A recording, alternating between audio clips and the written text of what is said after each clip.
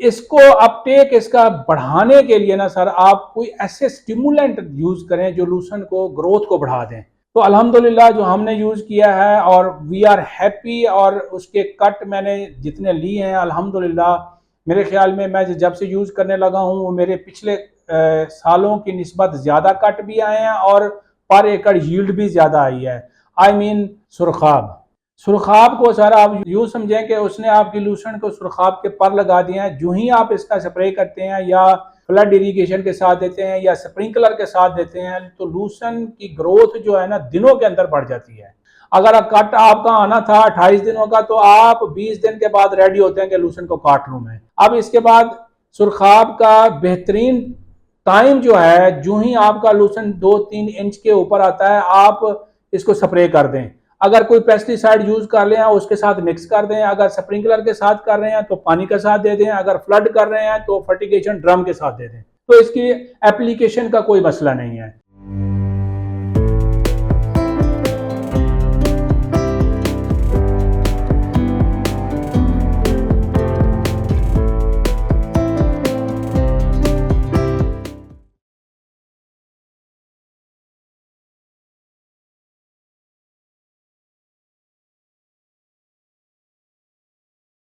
जी बिस्मिल्लाहिर्रहमानिर्रहीम। मेरे प्यारे नाजरीन और सामीन, मैं हूँ आपका भाई हाफिज़ वसी मोहम्मद ख़ान और ये है आपका अपना यूट्यूब चैनल हाफिज़ वसी टीवी।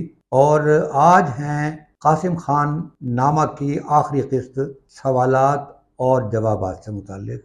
सवाल आपके होंगे और जवाबात जो हैं वो कासिम खान साहब के होंगे। सामीन, आगे चलने से पहले मैं दो चीज़ें आपके सामने रखना चाहता हूँ। एक तो सामीन, मैं शुक्रिया अदा करना चाहता हूँ इमरान हैदर साहब का, जिनका ताल्लुक तौनसा शरीफ से है और उन्होंने कासिम खान नामे की हर्फ बहरफ पूरी की पूरी तहरीर लिखकर हमें भेजी है और आजकल कासिम खान साहब उसके ऊपर काम कर रहे हैं। और जब ये हार्ड कापी तैयार हो जाएगी तो आप में से जिस साहब को ज़रूरत हो आप कासिम खान साहब से रब्ता करके वो हार्ड कापी फ्री आपको मिल सकती है। तो मैं शुक्रगुजार हूँ इमरान हैदर साहब का कि उन्होंने इतनी काविश की है। अल्लाह ताला उसका सिला अता फरमाए। दूसरी मैं खुशखबरी देना चाहता हूँ और वो ये है कि पिछले से पिछले साल कफ 103 हमने फार्म डायनामिक्स के जरिए मंगवाया था और उसके रिजल्ट्स बहुत अच्छे थे और पिछले साल लोग उसका बीज मांगते रहे, लेकिन चूंकि हमारे यहाँ पॉलिटिकल स्टेबिलिटी नहीं थी उसकी बुनियाद पर वो सीड इंपोर्ट नहीं हो सका। अब खुशखबरी ये है कि उसका सीड इंपोर्ट इंशाअल्लाह ताला इस मरतबा होगा और ये यहाँ पर पाकिस्तान में अमेरिका से कफ 103 कैलिफोर्निया ये वहाँ से पहुँचेगा सितंबर के आखिर में। लिहाजा ये नीचे दिए हुए टेलीफोन पर हम एडवांस बुकिंग कर रहे हैं, पैसे वसूल नहीं कर रहे हैं। पैसे उस वक्त वसूल करेंगे जिस वक्त ये बीज यहाँ पर पहुंच जाएगा और इसकी डिलीवरी शुरू हो जाएगी। अलबत्ता फर्स्ट कम फर्स्ट की बुनियाद पर जिन्हें ये सीड चाहिए वो अपनी एडवांस बुकिंग करवा सकते हैं। कम से कम बुकिंग जो है वो 4 किलोग्राम की है, जो आधे एकड़ के लिए काफी है और ज्यादा की कोई कैद नहीं है। तो लिहाजा आपको नंबर दे दिया जाएगा और उसके बाद जब बीज आएगा तो फिर आपको बता दिया जाएगा कि आप पैसे जमा करवा दें और सीड डिलीवर आपके पास हो जाएगा। जनाब, आज का प्रोग्राम जो है वो कासिम खान नामे की आखिरी किस्त इस सेंस में थी कि आपके सवालात को हमने कंपोज किया, जो सवालात आपने भेजे, और आज हमने कासिम खान साहब को तकलीफ दी है कि वो आपके सवालात का जवाब दे। क्योंकि सवालात बहुत ज्यादा हैं तो लिहाजा हमने कोशिश की है कि वो सवालात जिनको बार बार लोगों ने कहा है उसकी तलखीस यहाँ पर रखी जाए ताकि ज्यादा से ज्यादा सवालों का जवाब दे सके। खान साहब, थैंक यू वेरी मच। ये आपकी काविशों का नतीजा है कि लोगों ने इसको बहुत पसंद किया है और आज जो है वो आपने दरिया को कूजे में बंद करना है कि बेशुमार सवालात लोगों के जेहन में है, बेशुमार मुश्किलात उनके जेहन में है जिससे उनका वास्ता पड़ता है और वो उन मुश्किलात से निजात पाना चाहते हैं। अब या ऊपर तो अल्लाह ताला उनको निजात दे सकता है और नीचे कासिम खान साहब उनकी मदद कर सकते हैं। तो सर, पहला सवाल आपको खुश आमदेद कहते हुए मैं ये बात, जो मेरे सब दोस्तों ने सवाल पूछा है, उसने कहा कि अच्छे सीड की खसूसियात क्या हैं और ये कहाँ से मिल सकते हैं? जी सर, अस्सलाम वालेकुम, बिस्मिल्लाहिर्रहमानिर्रहीम। Sir thank you very much. आज हमारा ना लूसन के ऊपर जो लास्ट प्रोग्राम जो सर ने रखा था, जो क्वेश्चन आंसर्स के ऊपर है, हम कोशिश करेंगे कि अपनी तजर्बे की बुनियाद पर आपको तसल्ली दें। देखें, अच्छे सीड की खसूसियात ये हैं कि वो वीड फ्री होना चाहिए, कोटेड होना चाहिए उसके अंदर कोई डेबरीज ना हो, जितना सीड रेट आप यूज़ करना चाह रहे हैं उसी हिसाब से हम उसको यूज़ कर पाएँ। तो सबसे पहले तो मैं सर आपका शुक्रिया अदा करता हूँ कि आपने ये प्रोग्राम लूसन के ऊपर जो ही स्टार्ट किया है। हमारे एक दोस्त इमरान हैदर साहब जो हैं तौसा शरीफ से, वो इसके ऊपर किताब लिख रहे हैं, जो किताब हमारी एपिसोड्स के मुताबिक है। जो हमने बोला है वो उसको उर्दू की शक्ल में लिख रहे हैं सर। जैसे आपने फरमाया, इंशाल्लाह बहुत जल्द ये किताब अवेलेबल हो जाएगी। जिन दोस्तों को चाहिए होगी हम उसको ज़रूर पहुंचा देंगे। एक तो मैं आपका बहुत शुक्रगुजार हूँ, आपकी एफ़र्ट्स और फार्म डायनामिक की एफ़र्ट्स से आपका 103 जो है इंपोर्ट करा रहे हैं यूएस से। ये देखें, अच्छा सीड जो है, सोर्सेज हैं उसके। सबसे अच्छा सोर्स जो है हमारा लोकल सीड जो है सरगोदा के अंदर हमारा फॉडर रिसर्च सेंटर है, वहाँ पे बनता है। लेकिन वो सीड इतने वॉल्यूम में नहीं होता कि हम बड़े एकड़ेज पे काश्त कर सकें। छोटा फार्मर या कोई 60-50 एकड़ के लिए सीड तो मिल सकता है लोगों को वहाँ पे, लेकिन जो कमर्शियल फार्मिंग करना चाहते हैं तो मैं उनको सजेस्ट करूँगा कि वो इम्पोर्टेड सीड, यूएस का जो है सबसे अच्छा ब्रांड है, अच्छा होता है। सेकंड नंबर पे जो आपका ऑस्ट्रेलिया से आता है वो सीड भी अच्छा होता है। तो फार्म डायनामिक जो इस काविश में इंशाल्लाह कामयाब हो गई है, अनकरीब लूसन लगने से तकरीबन मेरे ख्याल में 1-2 महीने पहले आपको वो कफ 103 का लूसन का सीड जो है ना अवेलेबल हो जाएगा। तो ये बेस्ट सीड हैं। सबसे पहला स्टेप जो आपने लूसन अच्छा काश्त करना है, 5 सालों के लिए चलाना है, तो सीड की सिलेक्शन है। ये जो सोर्सेज हम बता रहे हैं ये बहुत अच्छे सीड के सोर्सेज हैं। आप इनके अलावा बाकी मार्केट के अंदर अगर जाएंगे तो उनमें वीड्स के प्रॉब्लम आएंगे और उनमें पेस्ट के अगेंस्ट जो रेजिस्टिविटी है वो बहुत कम होती है। तो कोशिश करें ये सीड आप यूज़ करें। आपने बिल्कुल सही फरमाया है कि पहली priority Sargodha fodder research institute, रिसाला 5, अयूब रिसर्च इंस्टीट्यूट और बहावलपुर रिसर्च इंस्टीट्यूट, इन 3 जगहों से आपको अल्फाल्फा का बीज मिल सकता है और ज़्यादा इम्कान ये है कि वो बीज अच्छा हो। दूसरा बीज जो है वो अमेरिकन सोर्स है और वो कफ 103 का आपके सामने ऐलान हो चुका है। और तीसरा है वो ऑस्ट्रेलियन सोर्स है, उन लोगों ने भी काफ़ी काम किया है। एक चौथा सोर्स है जिसके ऊपर हमने मोस्टली किसानों को गालियां देते देखा है और वो आता है इंडिया से दुबई, और दुबई से हमारे पाकिस्तानी भाई उसको रीपैक करके बड़े खूबसूरत नाम देकर वो उसको यहाँ पर बेचते हैं।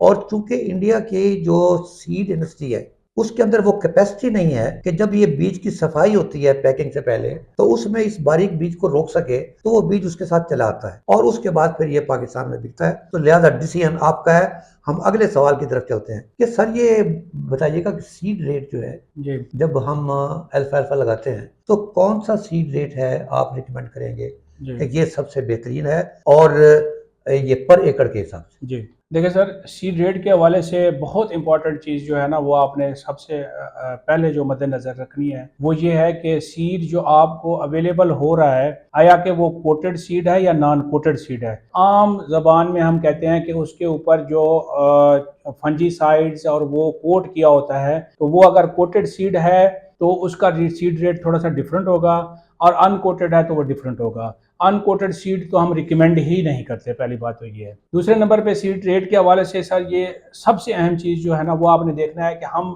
ज़्यादातर कैनाल वाटर यूज़ करते हैं। हमारी ज़मीनों के अंदर वीड सीड बहुत ज़्यादा आ गया है। जो ही आप अल्फा अल्फा सीड करते हैं साथ वीड सीड उगना शुरू हो जाते हैं। तो पहले स्टेप पे जो सीड रेट आपने रखना है, अगर आपका फील्ड अच्छा है, वीड्स आपने अच्छे कंट्रोल किए हुए हैं, तो 10 kg is for enough sir. अगर आप समझते हैं कि मेरे वीड्स जो है ना मेरे फील्ड के अंदर बहुत प्रॉब्लम है, तो आप 12 से 14 kilo seed rate sir use करें और इसको ड्रिल करें। 14 किलो सीड जो है ना फाइन इनफ है। आपकी प्लांट डेंसिटी इतनी अच्छी हो जाएगी कि वीड सीड्स जर्मिनेट अगर करेंगे भी सही तो सुप्रेस हो जाएंगे। तो ये प्लांटिंग डेंसिटी जो है ना शुरू में अच्छी अटेन करने के लिए आप 14 किलो बीज लाजमी डालें। जी, ये आपने बिल्कुल सही फरमाया, ये बात समझने वाली है। जी वो ये है कि एक तरफ तो ये है कि मैं पैसे बचा लूँ। जी मैं 8 किलोग्राम मैंने बीज लिया जी और मैंने सोचा कि 4 किलोग्राम या 6 किलोग्राम, जो आपने 14 किलोग्राम बताया, जी मैं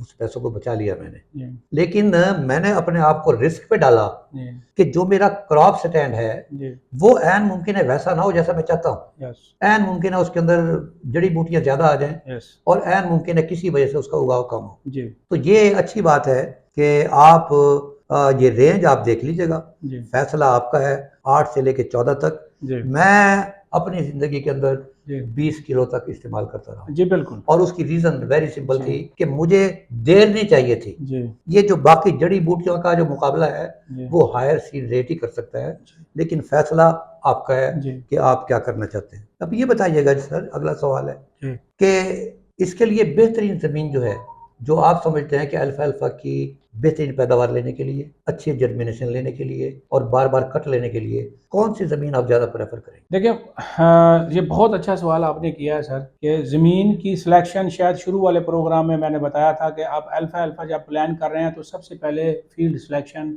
ज़मीन की सिलेक्शन है। ज़मीन आप वो सिलेक्ट करें जो आपका जितना भी रकबा है जो वेल ड्रेन्ड हो, मतलब पानी खड़ा करने वाली ज़मीन ना हो, पानी को फ़ौरन पी जाए, वाटर लॉग्ड ना हो, फर्टिलिटी उसका अच्छा हो, सैंडी लूमी सैंड, ये सारी ज़मीन बहुत अच्छी है ताकि बारिश वारिश होती है या ओवर इरिगेशन फ्लड के अंदर हो जाती है तो वो ज़मीन फ़ौरन पानी पी जाए। अगर 20 घंटे से ज़्यादा कहीं ज़मीन पे पानी आप फ्लड करें उसको या आप इरिगेशन करते हैं, अगर रुक जाता है तो वहां पे कत्तन आप लूसन ना लगाएं। 20 घंटे से ज्यादा का मतलब है कि लूसन के क्राउन जर्मिनेशन सब कुछ अफेक्ट होगा। तो बेहतर जमीन जो है इसके लिए वेल ड्रेन सॉइल हो जो पानी खड़ा ना करे और इसको आप सिलेक्ट करें, इंशाल्लाह आपका स्टैंड जर्मिनेशन और आगे जो इसकी ग्रोथ बहुत ज्यादा बेहतर होगी। जी, थैंक यू वेरी मच।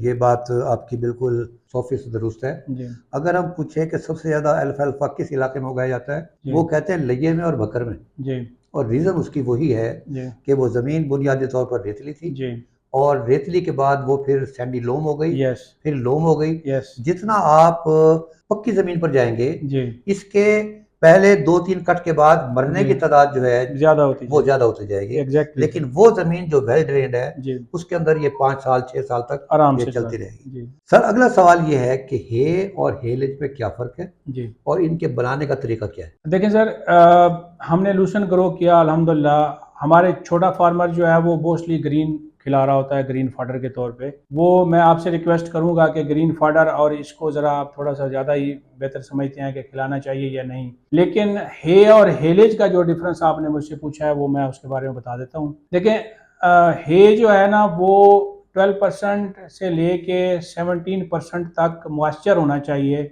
उसको हम हे कहते हैं। ड्राई मतलब आपने काटा, लूसन को जमीन के ऊपर फेंक दिया, वो जब सूख गया, एक धूप लगी, दो धूप लगी, डिपेंड्स ऑन वेदर, उसका मॉइस्चर जो है ना 12% या से लेके 17% तक अगर आ रहा है, इट्स डिपेंड्स अगेन कि आपकी मशीनरी कौन सी है और आपकी कंपैक्शन बेल की कितनी है। बहरहाल आप 12 से 17 तक आप इसकी बेल कर सकते हैं, ये हे कहलाएगा। अब हेलेज जो है वो 50% से 60% के दरमियान में अगर मॉइस्चर होता है तो हम उसको हेलेज कहते हैं। सर, आपने काटा फील्ड को, जमीन पे फेंक दिया, जब उसका मॉइस्चर 50% के अराउंड 55% के अराउंड आता है, आपने उसको चॉप किया। आजकल तो बड़ी मशीनरी चल रही है, उससे हम चॉप कर लेते हैं, उसकी बेल्स भी बना लेते हैं, रैप अप कर लेते हैं या बंकर में डाल लेते हैं। तो ये सारा ये हे का प्रोसेस हेलेज का है। हेलेज में मॉइस्चर जो है ना सर वो ज्यादा होता है, हे में मॉइस्चर कम होता है। हे जो है आप लॉन्ग रन के लिए आप उसको स्टोर कर सकते हैं। इसके साथ ही एक सवाल आया था जी एक हमारे दोस्त का और उसने ये बताया था कि जी मैं जब अल्फ़ा-अल्फ़ा अपने दूध वाले जानवरों को मैं देता हूँ, जी तो उनका दूध कम हो जाता है। जी और मुझे अच्छे तरीके से याद है कि आपने जवाब दिया था जी कि ये साहब को आदत होगी सब्ज़ चारा खिलाने की यस और सब्ज़ चारे के अंदर बेशुमार मसाइल हैं। जी और हे को पूरी दुनिया में जी इसलिए किया जाता है कि वो तमाम जो जो एक्सपेक्टेड प्रॉब्लम्स हैं, जी जो मुतवक्के प्रॉब्लम हो सकते जी हैं, जी वो पानी उड़ने के बाद जी 12 से 14 और 15% मॉइस्चर पर आकर जी वो बिल्कुल ठीक हो जाते हैं जी और उससे दूध की पैदावार में इजाफ़ा होता है। एग्जैक्टली तो एग्री। अब ये सवाल है कि ये हेलेज बनाने की ज़रूरत क्यों पेश आती है? वो वजह उसकी ये है जी कि ये आप बात कर रहे हैं नवंबर, दिसंबर, जनवरी और जी फरवरी की, जी कि सूरज की रोशनी इतनी ज़्यादा नहीं होती जी और साथ में खौफ होता है रात को फिर ओस पड़ने का, यस और ये भी खौफ होता है कि कहीं सर्दियों की बारिशें ना शुरू हो जाए। जी लिहाजा उससे भागने के लिए हम्म, ये इसको उठा लिया जाता है काटने के बाद, जी और 50% मॉइस्चर पर जी हेलेज बना लिया जाता है, बिल्कुल ऐसे और वो आपकी फसल भी चलती रहती है जी और आपको चारा भी मिलता रहता है। एम आई ऐसे राइट? बिल्कुल सही एग्रीड सर एग्रीड अच्छा सर, अगला सवाल इन्होंने पूछा है कि अगर मैं हे बना रहा हूँ जी और इस दौरान जो मेरी फसल पड़ी हुई है, जी बारिश हो गई है, जी तो मेरी क्वालिटी पे कोई फर्क पड़ेगा? देखें आजकल जो जिस इन हम रह रहे हैं इरा के अंदर अल्हम्दुलिल्लाह इस वक्त सर फोरकास्ट अवेलेबल हैं, नेट के ऊपर भी हैं, वेदर स्टेशंस भी लगे हुए हैं। एक अच्छा और वाइज फार्मर तो वो है जो अपनी लूसन की कटिंग को वेदर के साथ मैच करे सर। आई मीन जब बारिशें हों क्लाउडी हो उस दिनों में ना काटें, जब क्लियर वेदर हो उन दिनों में काटें, चाहे आप हे बना रहे हैं चाहे हेलेज बना रहे हैं। नंबर वन पहला तो नंबर ये है। दूसरे नंबर पे ये है कि अगर अब अनप्रिडिक्टेड वेदर भी बहुत हो गया है हमारे यहाँ, आपने लूसन काटा, बारिश हो गई, घबराने की बिल्कुल जरूरत नहीं है सर। होगा क्या, अगर आप हे बना रहे हैं, ड्राई वेदर है और धूप बहुत ज्यादा लग गई है, थोड़ा सा आपका हे डिसकलर हो जाएगा लेकिन क्वालिटी में फर्क बिल्कुल नहीं आएगा। हेलेज के अंदर भी एग्जैक्टली यही है कि आपने अपना मॉइस्चर चेक कर लेना है, वो 50 से 60 के दरमियान है, आप उसको चॉप कर लें, उसमें भी क्वालिटी का बिल्कुल फर्क नहीं आएगा, क्योंकि मैंने ये खुद किया हुआ है और उसकी न्यूट्रिएंट वैल्यू सर बिल्कुल डिस्टर्ब नहीं होती। सिर्फ इतना एक होता है कि अगर आप हे बना रहे हैं ना सर, उसका वो डिस्कलर हो जाता है बस। तो इसलिए बारिश में घबराने की जरूरत नहीं है। मुझे अच्छी तरह याद है कि एक मरतबा हमारी फसल कटी हुई थी जी अल्फाल्फा की, जी और मुसलसल बारिशें होने लगी, जी और तकरीबन 10 या 12 दिन जो है वो बारिशों से हमें निजात नहीं मिली। हम्म, अब वो श्रीलंकन हमारे ऑपरेटर थे, जी और वो मुझसे कहने लगे कि सर इसकी हम बना सकते हैं, ये नहीं बना सकते, it has become Eastman colour. वो जो पुरानी फिल्में होती थी ना जी रंगीन, जी जी जी उसका होता था ईस्टमैन कलर। ठीक है तो मैंने कहा कि आप बनवाएं और मैं इसको लेकर जाकर लेबॉर्ट्री में चेक करवाता हूँ। ठीक है। लेबॉर्ट्री में चेक चेक करवाया तो पता चला कि नॉर्मल से ज़्यादा प्रोटीन थी उसके अंदर। अल्लाह क्वालिटी वाइज उस पर फ़र्क नहीं पड़ा। देखें, मैं आपको बताऊं कि ये बारिश के बाद आपने जो टेस्ट करवाया लैब से, उसकी प्रोटीन वैल्यू क्यों ज़्यादा आई? बहुत इंटरेस्टिंग, मतलब आपने ये क्वेश्चन रेज किया है सर, और बड़ा अच्छा आपने बताया अपना एक्सपीरियंस। अब ये प्रोटीन बारिश के बाद नॉर्मल हे से क्यों ज़्यादा हुआ है? बहुत ही ज़बरदस्त, कि जब बारिश हुई ना हल्की सी या हुई है या ज़्यादा सी हुई है, उसके जो लीव हैं वो डीअटैच नहीं हुए, और लीव ही प्रोटीन का बेहतरीन सोर्स है। तो जब आपने उसको बेल किया तो वो सारी की सारी क्वालिटी सारा आपकी इकट्ठी हो गई। नजर आने में वो डिसकलर होगा आपको, अगेन वो धब्बा सा गद्दा सा कलर होगा हे का, लेकिन उसकी क्वालिटी एज पर वसी साहब ज्यादा मिली हमें, क्योंकि वो लीफ जो है वो ड्रॉप नहीं हुए। खान साहब, आप दुनिया के किसी कोने में चले जाएं, कहीं आप इंटरव्यू दें, जी इंशाल्लाह ताला आप मार नहीं खाएंगे, इसलिए कि मुझे ऐसा लग रहा है कि आप में कोई नजूमियों वाली खसूसियात भी हैं, क्योंकि अगला सवाल मैं आपसे यही पूछने वाला अल्लाह था। अकबर।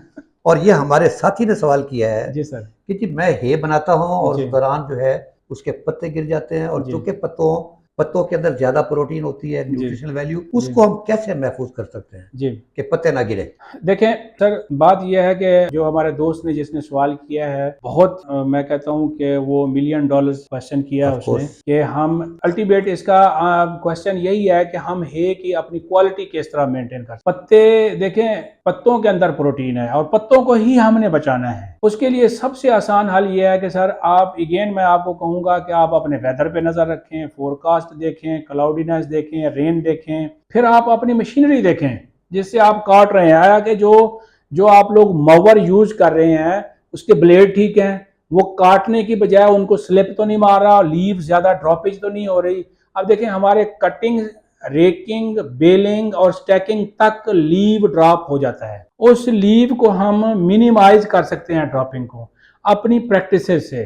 पहला नंबर यह है कि सर जब आप कटाई करें तो ब्लेड नाइफ जो है ना बेहतरीन यूज करें, न्यू वाले हों, उनका उनका काटने का जो है उसका एज वो तेज हो, तो वो सही तरीके से मैनेज हो जाएगा, लीव ड्रॉप नहीं होंगे। पहले नंबर पे कटिंग ठीक होनी चाहिए। दूसरे नंबर पे जब आप इसको रेक करते हैं ना, बहुत ही एहतियात करनी है। अगर गर्मियों के दिन हैं, मतलब मार्च से ऑनवर्ड आप जुलाई अगस्त तक हैं, तो धूप ज्यादा पड़ती है। इसमें धूप होता यह है कि एक धूप के अंदर मैक्सिमम 1.5 दिन के अंदर आपका ड्राई हो जाता है सर। अब कोशिश करें कि बजाय डे टाइम के आप इसको नाइट 8-9 बजे के बाद इसकी रेकिंग स्टार्ट करें, जब हल्की सी नमी उसके ऊपर आ जाए, ताकि लीव जो है ना वो ड्रॉप ना हो। तो लीव ड्रॉपिंग से बचने के लिए आप रेक जो है ना सर, इसका लेट ना इवनिंग में स्टार्ट करें, और फिर कोशिश करें इसका बेलिंग भी जो है ना वो नाइट में करवाएं सर। आपका लीव ड्रॉप नहीं होगा, आपके प्रोटीन जो है ना वो उतनी कम नहीं होगी जितनी आप ओपन डे में ड्राई वेदर में करेंगे sir. Sir thank you very much, आपने बड़ा प्यारा जवाब दिया। मैं भी जिंदगी भर जो है रेक गर्मियों के अंदर जी सर। रेक और बेलिंग जो है रात को 10 बजे से सुबह 6 बजे तक, माशाल्लाह। मतलब जो ही सूरज, चूंकि गर्मियों में सूरज जल्दी निकल आता है जी जी जी और जो ही उसकी हीट आती है, जी इसका मतलब है वो मॉइस्चर जो है जी वो उड़नी शुरू हो जाएगी, ऐसे ही है। और मशीनों के हिलने से और जी काम करने से, जी इंटरेक्शन की वजह से वो पत्ते नीचे गिरना शुरू कर देंगे। ऐसे ही है। और अल्टीमेटली अगर आप ऐसा नहीं करेंगे जी तो वो तने तो होंगे जिसमें जी न्यूट्रिशनल वैल्यू नहीं होगी, जी पत्ता गायब हो चुका होगा। बिल्कुल ऐसे ही अब है। सर एक सबसे अहम सवाल जो आपसे पूछा जा रहा है जी वो ये है कि मेरे फील्ड के अंदर जी अमर बेल, आकाश बेल हम्म, ये आ गई है, जी और बदकिस्मती से मैंने पैसे भी खर्च किए हैं। हम्म। अब मैं इससे किस तरह निजात पा सकता हूँ? देखें, जो आकाश बेल है ना, ये लूसन का शुरू से एक बहुत बड़ा प्रॉब्लम है, और ये वर्ल्ड वाइड है। ये it's not only Pakistan problem sir. तो अगर आप अब सेंटी फार्मर नहीं है, आप खुद फार्मिंग कर रहे हैं, और ये अगर क्लेवर हैं थोड़े से, तो सबसे पहले तो आप अगेन मैं आऊँगा कि अपना सीड का सोर्स ठीक कर लें। तो उसमें आ जाता है कि इंपोर्टेड सीड है, जैसे यूएसए का है, ऑस्ट्रेलिया का है, या हमारे रिसर्च स्टेशंस का सीड है ना, तो मैं आपको गारंटी करता हूँ उसमें आकाश बेल बिल्कुल नहीं आती। अगर किसी भी तरीके से आकाश बेल का पौधा आ गया है और आपके फील्ड में है, जहां आपको नजर आया है, सबसे पहले आप उसको उखाड़ के उसको दफन कर दें कहीं पे। इससे इससे भी पहले एक काम करना है, अगर आप लोकल सीड यूज कर रहे हैं ना कहीं से, तो सीड को आप भिगो दें। आकाश बेल का सीड जो है ना सर, वो हल्का होता है, वो ऊपर आ जाता है, वो तैर जाता है, और फिर आप सीड यूज कर लें, तो वो आकाश बेल का सीड अगर उसमें खुदा ना खास्ता हुआ तो वो निकल जाएगा। दूसरा, फिर अगर खुदा ना खास्ता बड़े एरिए पे आ जाता है, तो सर मुख्तलिफ केमिकल इसके अवेलेबल है मार्केट के अंदर, तो वो आप यूज करके आकाश बेल को कंट्रोल कर सकते हैं सर। सर ये खान साहब आखिरी सवाल है और जी बहुत प्यारा सवाल है। वो आपके दोस्त फरमा रहे हैं कि जी बड़ा महंगा बीज मैंने खरीदा है जी।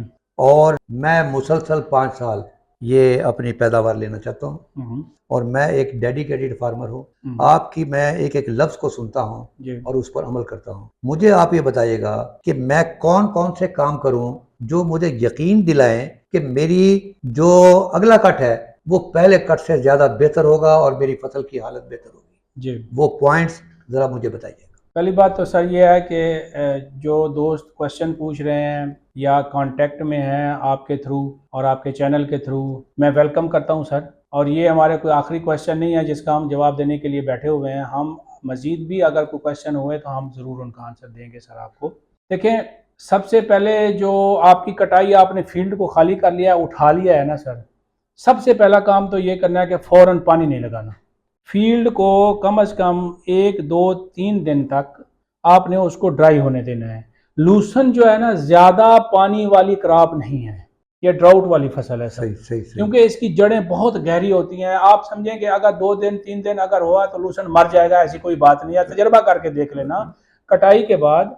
रेत भी सहरा में होती है ना जी, जी और सहरा के अंदर वो जो मैंने बताया कि बहावलपुर और फिर आपका जी लैया और जी बकर, जी ये यहाँ सबसे ज़्यादा क्यों होता है? इसलिए कि ये जी ड्राउट को कबूल करती है एग्जैक्टली और सर। सहराई कंडीशन के अंदर ये ज़्यादा पैदावार देती है। जी बिल्कुल सही फरमा रहे हैं सर कि सहरा और ड्राउट वाली कंडीशन जो है ना, लूसन के लिए बहुत सूटेबल है सर। तो सवाल ये था कि आप लूसन का अगला कट जो है ना, वो उसकी ग्रोथ किस तरह बेहतर हो। सबसे पहले आप पानी नहीं लगाना, कम लगाना है। अगर लगाना है तो 2-3 दिन के बाद लगाना है, जब उसके 2-3 पत्ते निकलना शुरू हो जाए। अब जब पत्ते निकलना शुरू हो जाए, इसका मतलब है फोटोसिंथेसिस आना शुरू हो गया उसके अंदर। अब आप प्ले कर सकते हैं आपने लूसन के साथ। सबसे पहला काम ये करना है कि देखें, कोई भी चीज़ है ना सर, उसको एक्टिव बनाने के लिए अब फर्टिलाइजर तो एनपी के हम बैलेंस डाल रहे होते हैं नॉर्मल, मतलब जो क्रॉप्स हैं उनके अंदर भी, लूसन के अंदर भी, इनको एनपी के बैलेंस आपने देना ही देना है। इसको अपटेक इसका बढ़ाने के लिए ना सर आप कोई ऐसे स्टिमुलेंट यूज करें जो लूसन को ग्रोथ को बढ़ा दें।